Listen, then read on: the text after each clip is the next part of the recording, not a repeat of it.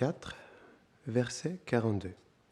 Tasmad agyana sambhutam ritstam gyana sinatmanaha chidvainam samshayam yogam atitoshtishta bharata. Traduction. Au Bharata, tranche à l'aide de l'épée de la connaissance tous ces doutes que l'ignorance a fait naître en ton cœur.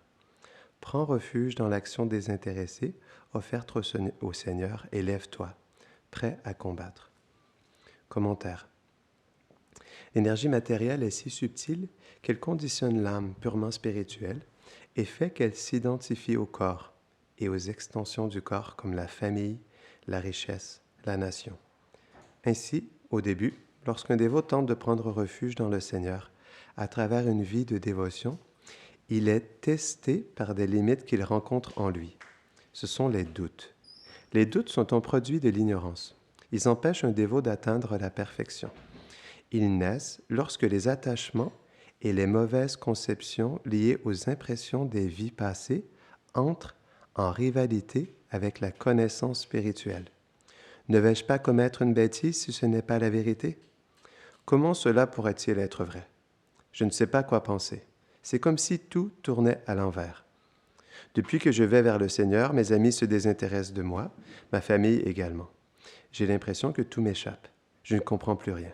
Je souffre tant dans cette impasse. Que dois-je faire? Ô Seigneur Krishna, viens-moi en aide, s'il te plaît, je suis perdu. Tout dévot doit passer par ce genre de test comme Arjuna, et c'est d'ailleurs la raison pour laquelle Krishna l'a plongé dans cette confusion. C'est afin de nous enseigner comment passer ces tests et devenir victorieux dans cette vie. On peut donc combattre les doutes et les détruire en prenant refuge dans le Seigneur, à travers les instructions qu'il donne et le service dévotionnel qu'on lui offre. Cette connaissance et le service de dévotion ne sont pas différents de lui. Ils sont comme un feu qui peut consumer tous les doutes et permettre à un dévot de s'abandonner complètement à lui. Or, Krishna se révèle en proportion du désir de son dévot, de l'aimer et de le servir. Les doutes deviennent alors complètement dissous lorsque cette connaissance devient manifestée comme l'objet d'amour du dévot, Krishna. Ainsi s'achève le 4e chapitre de la Srimad Bhagavad Gita, intitulé « Le yoga à travers la connaissance transcendantale ». Très belle teneur est portée. On remercie le commentateur du fond du cœur.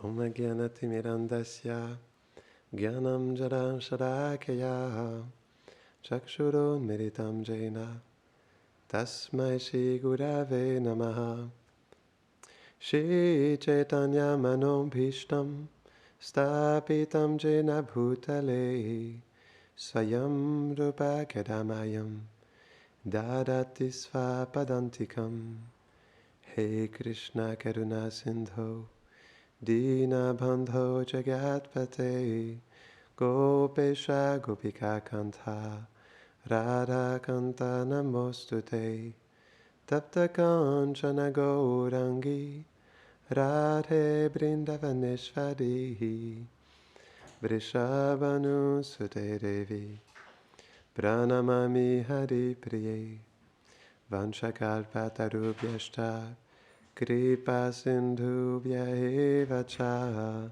Patitanam Pavanebhyo Vaishnavebhyo Namo Namaha Jaya Shri Krishna Chaitanya Prabhu Nityananda Shri Advaita Gadadhara Shivasadi Gaura Bhakta Vrinda Hare Krishna Krishna Krishna Hare Hare Hare Rama Rama Rama Hare Hare Namaham Vishnu Padaya Krishna Prishtaya Bhutale Shrimate Bhaktivedanta Swaminiti Namine Namaste Saraswati Deve Gauravani Pracharine Nirvishesha Shunyavadi Pashtatade shatadene.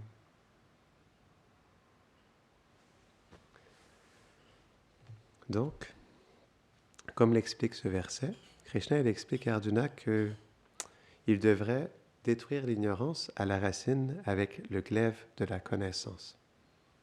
Pourquoi la connaissance elle est tellement importante dans notre vie? C'est parce que nous ne savons même pas qui nous sommes réellement.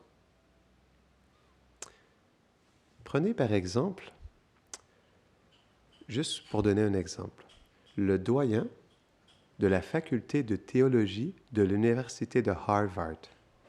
Il a trois doctorats.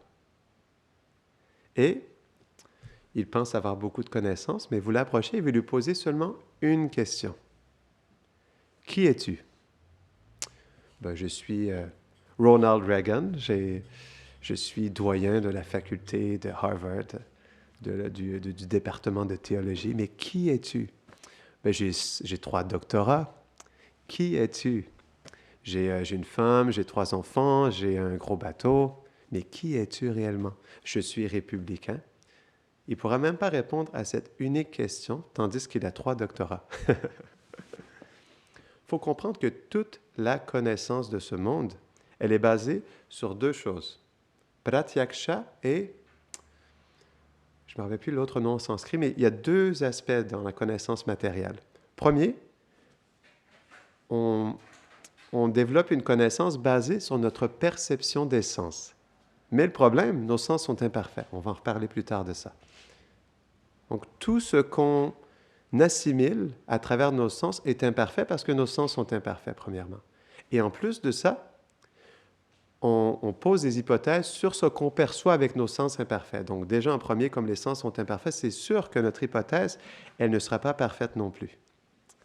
Donc toute la connaissance de ce monde, si vous allez dans la Bibliothèque nationale de France, toute la connaissance de ce monde est basée sur ces 2 choses qui sont, de prime abord, imparfaites. Donc toute la connaissance de ce monde est imparfaite. Parce que le corps humain a 4 imperfections. Premièrement, il a des sens qui sont imparfaits. Parce que nos sens sont imparfaits, on a tendance à être dans l'illusion de ce qu'on perçoit de la réalité. À cause de ça, on a une tendance à faire des erreurs sur notre perception de la réalité. En plus, pour mettre la cerise sur le gâteau, on a une tendance à se tricher soi-même et à tricher les autres. Donc, c'est pourquoi notre perception de la réalité, elle est biaisée par tous ces aspects de notre corps imparfait.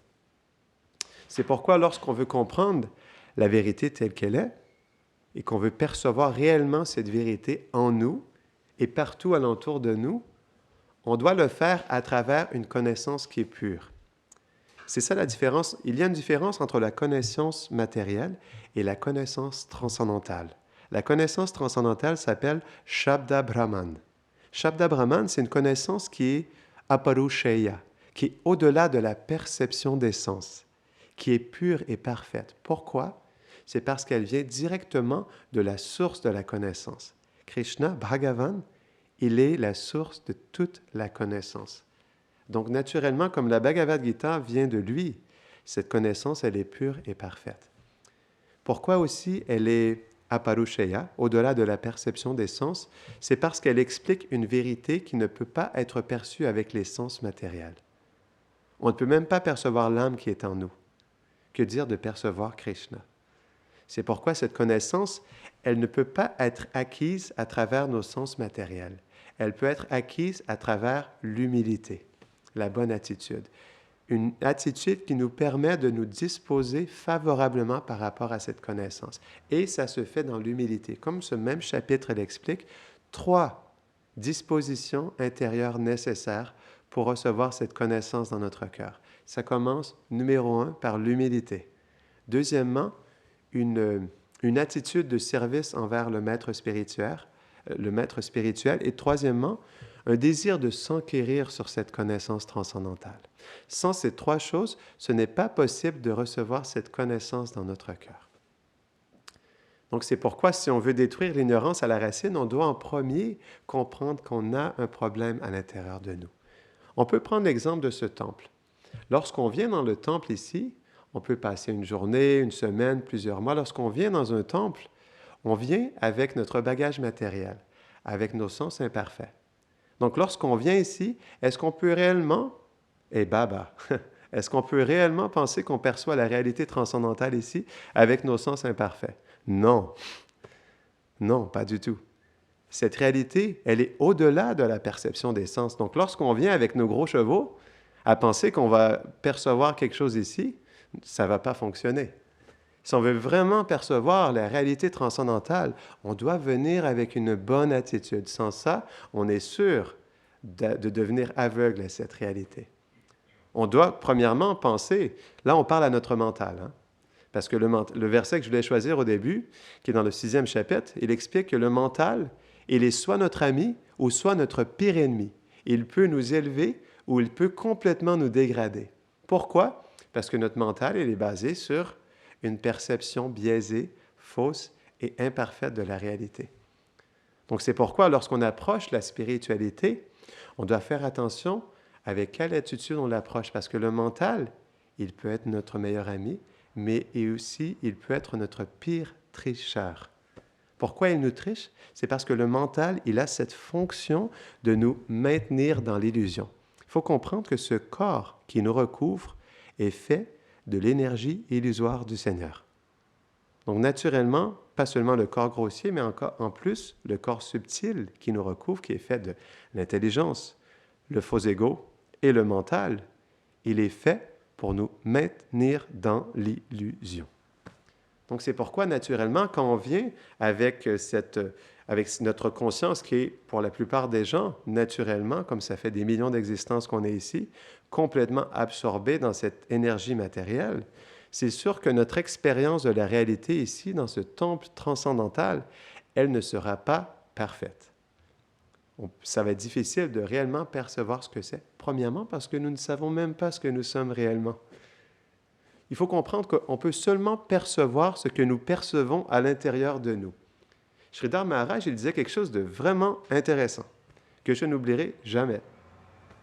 Il y a des choses qu'on entend des fois, ça reste dans le cœur. Donc, il disait que l'environnement interne, ça veut dire à l'intérieur de nous, ce qui se passe dans notre cœur avec notre conscience, nos pensées, nos sentiments et nos désirs, cet environnement interne, il se manifeste en externe.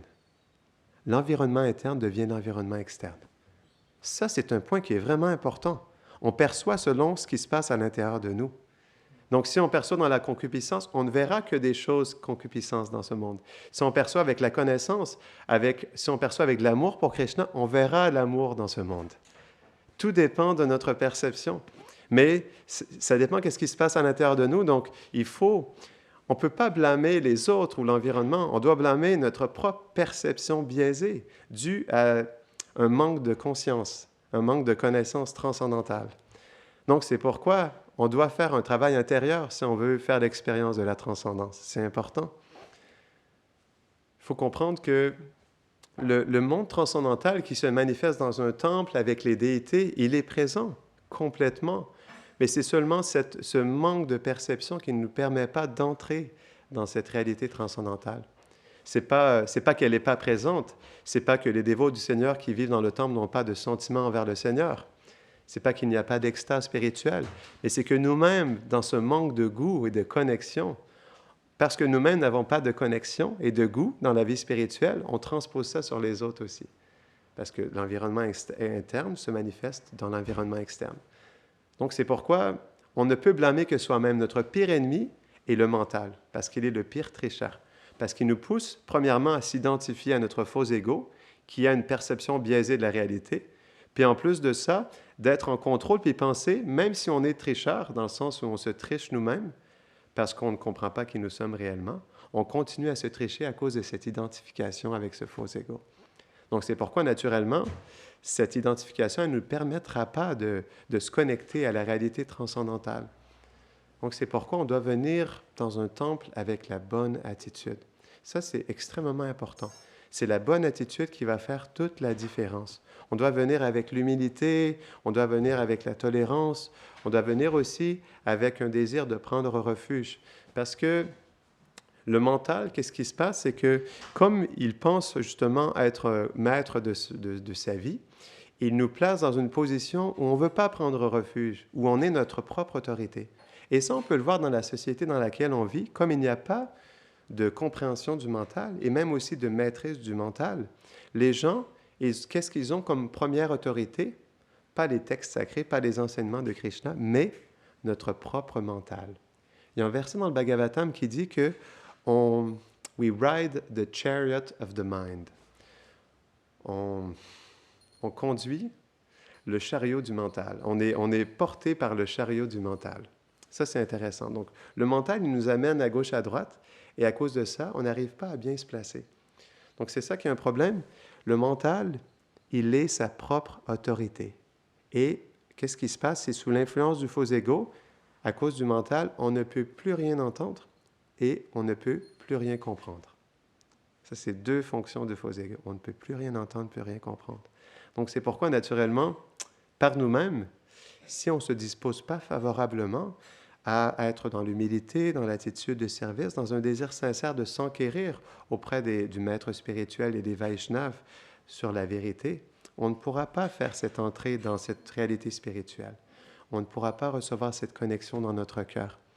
Donc, c'est pourquoi on doit méditer là-dessus, comment on peut bien se placer pour recevoir les cadeaux que ce temple peut nous donner par notre bonne attitude. Ça, c'est extrêmement important. Donc, on va terminer ici. Est-ce que tu voulais rajouter quelque chose? Oui? OK.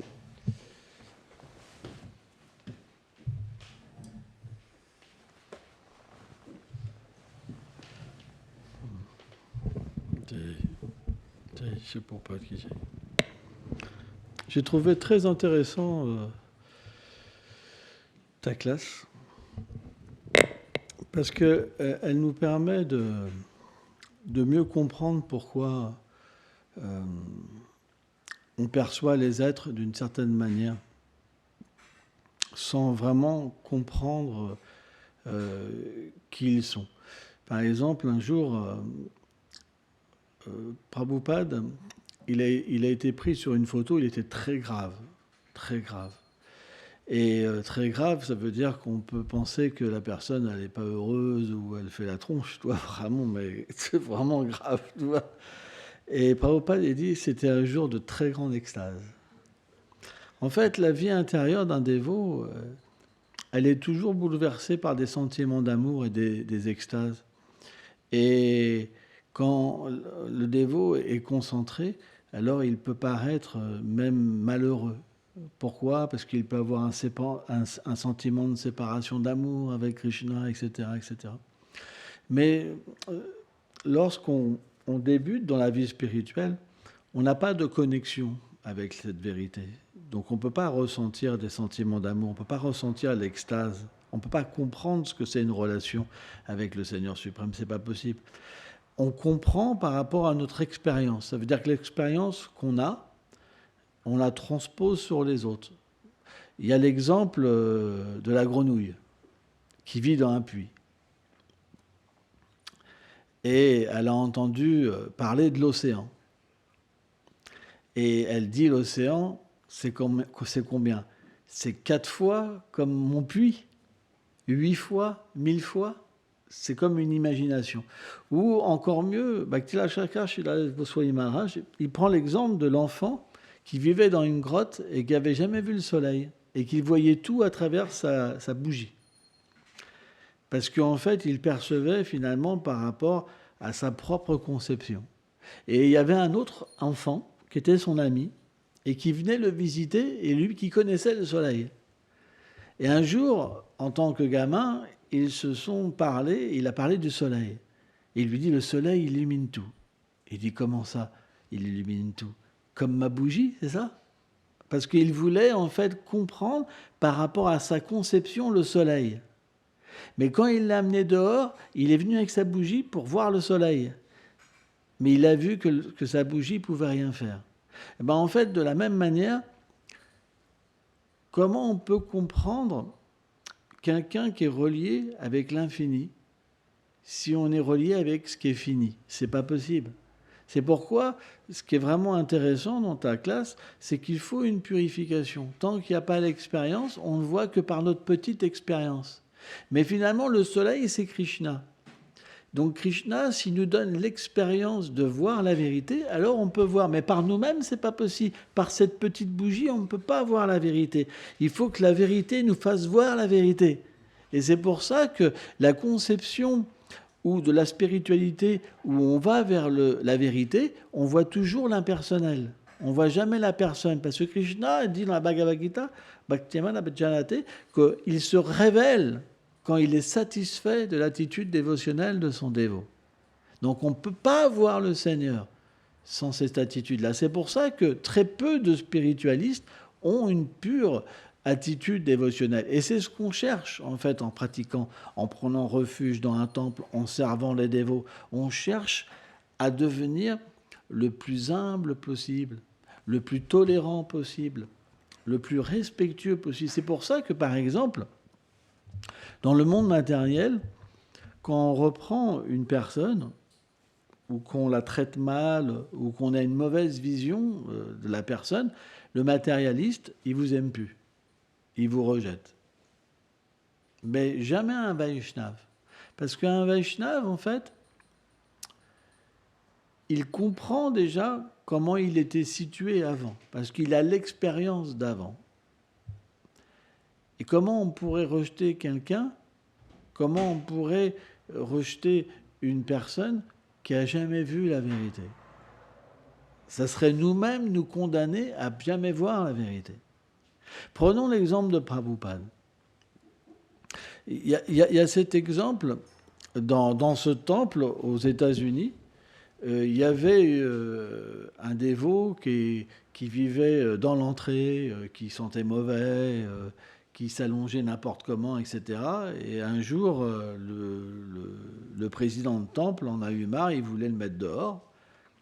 Et donc, Prabhupada dit non, il faut le garder, donner-lui une chance, etc. Et le dévot qui racontait ça, 20 ans après, il l'a revu. Ben, ce dévot-là, qui soi-disant le fou, il l'appelait le fou. Et ben, il était devenu maître en sanskrit, en bengali, il traduisait les livres, etc., etc., etc. Donc, on doit toujours laisser la place à la miséricorde. C'est normal de juger au début, parce qu'on voit que par notre ego.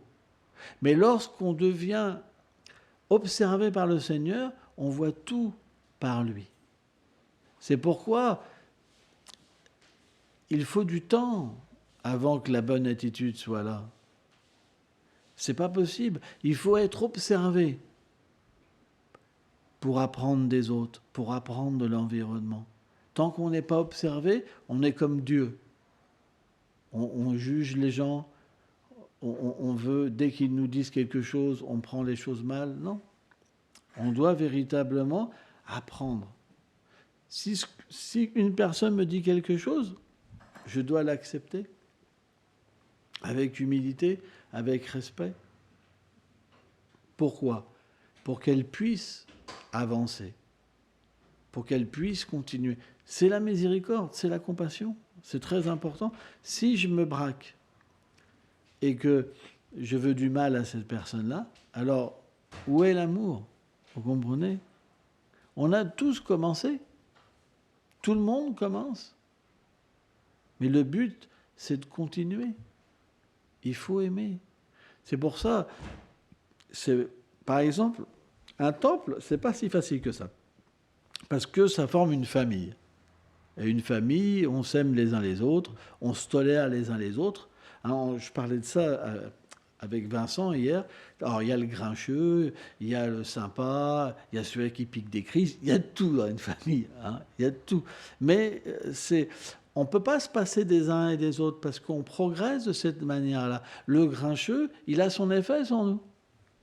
Grâce à lui, on tolère. Grâce à lui, on apprend à respecter, etc., etc., etc. Donc tout le monde a un rôle. Et finalement, on voit que chaque personne est importante. Et même si on pouvait se dire dans notre cœur, ah, celui-là, s'il ne serait pas là, mais s'il ne serait pas là, j'aurais pas ce défaut qui sort. Il sortirait pas de moi.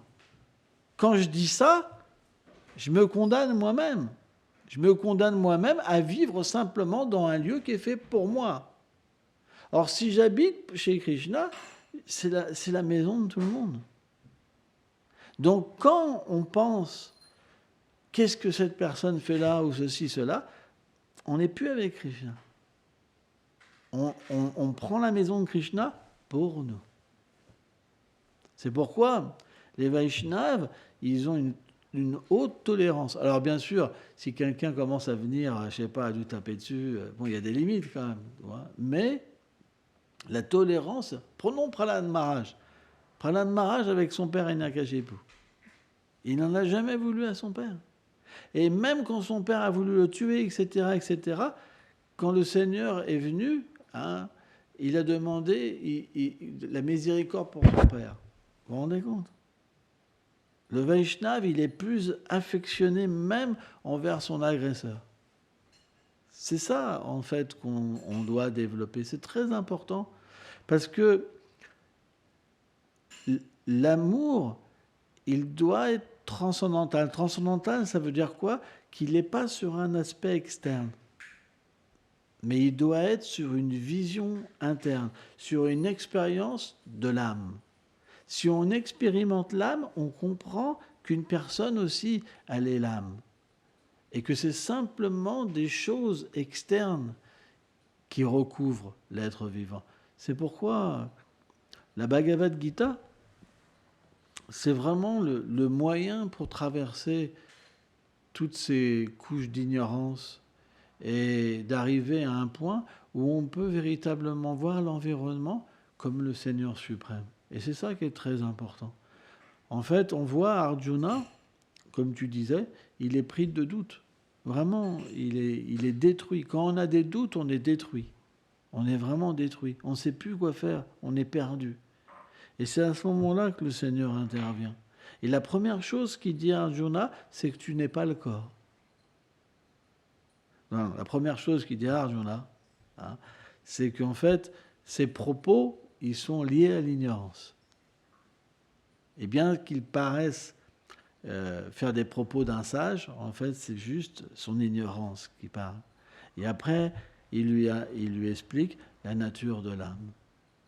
Tant qu'on ne comprend pas qu'on est l'âme et pas le corps, on ne commence pas notre vie spirituelle. Une fois qu'on comprend qu'on est l'âme, après, on peut tout tolérer. On peut tout abandonner parce qu'on va vers notre réalité.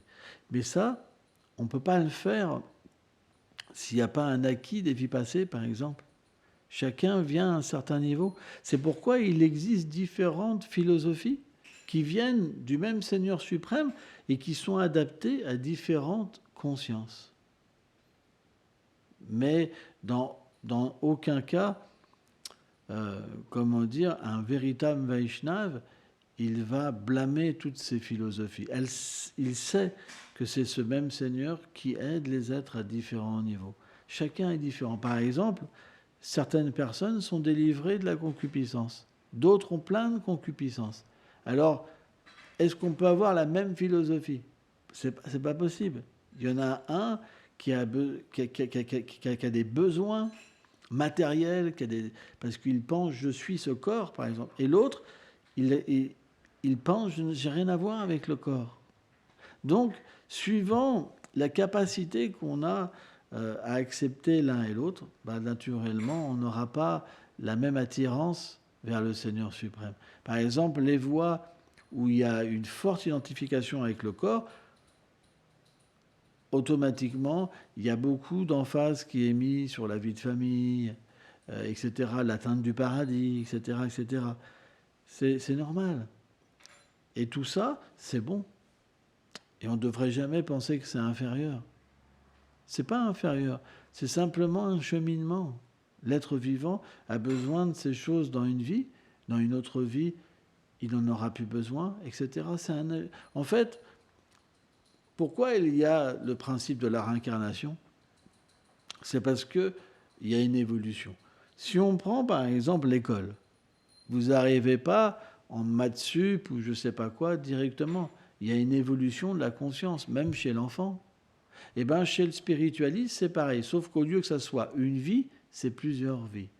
Krishna dit, Mahunam Jamte, il dit, après des milliers, millions d'existences, un Gyani, il peut me comprendre. Quelqu'un qui a le cœur pur, il peut me comprendre, tel que je suis. Mais il dit, rare une telle âme. C'est pourquoi c'est pas facile. Et on est tous dans un apprentissage. On est tous dans un apprentissage et on s'aide les uns les autres.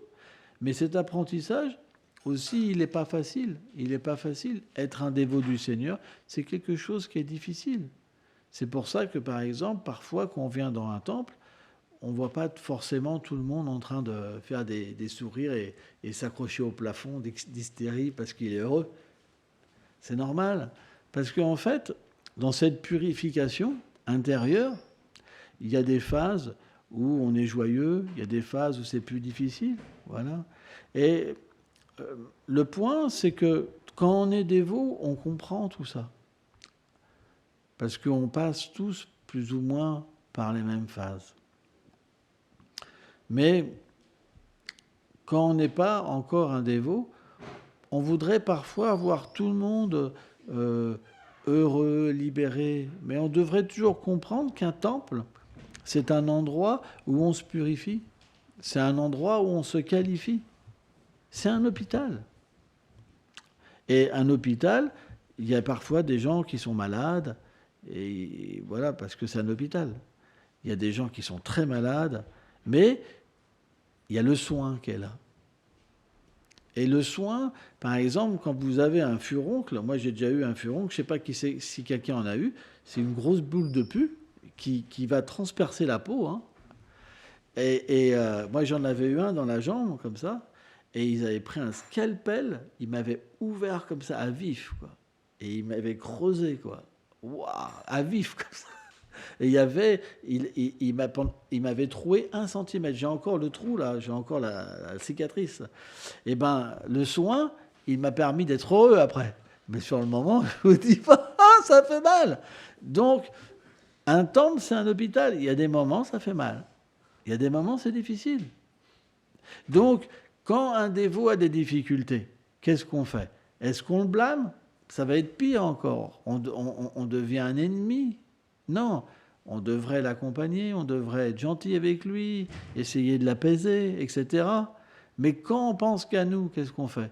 Ah, celle-là, elle fait toujours la tronche. Oh, celui-là, j'en ai marre. Non, on ne peut pas être comme ça. L'équilibre, c'est être disposé pour les autres et pas enfoncer les autres. Parce que quand on enfonce les autres, finalement, on le fait pour s'élever. Alors oui, c'est pas facile. On aimerait voir tout le monde heureux, mais c'est pas possible. Ce n'est pas possible. Hein. Bon, ça, c'est un autre sujet. Je ne vais pas commencer à parler de tout ça. Hein.